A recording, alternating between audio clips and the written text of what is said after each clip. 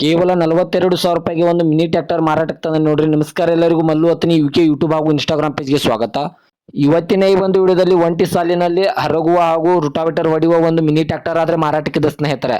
ಇದರ ಬಗ್ಗೆ ಸಂಪೂರ್ಣವಾದ ಮಾಹಿತಿ ತಿಳಿದುಕೊಳ್ಳುವ ಮುಂಚೆ ಇನ್ನೂ ಯಾರನ್ನ ಯೂಟ್ಯೂಬ್ ಮತ್ತು ಇನ್ಸ್ಟಾಗ್ರಾಮ್ ಪೇಜ್ಗೆ ಫಾಲೋ ಹಾಗೂ ಸಬ್ಸ್ಕ್ರೈಬ್ ಆಗಿಲ್ಲ, ದಯವಿಟ್ಟು ಫಾಲೋ ಹಾಗೂ ಸಬ್ಸ್ಕ್ರೈಬ್ ಮಾಡಿಕೊಳ್ಳಿ.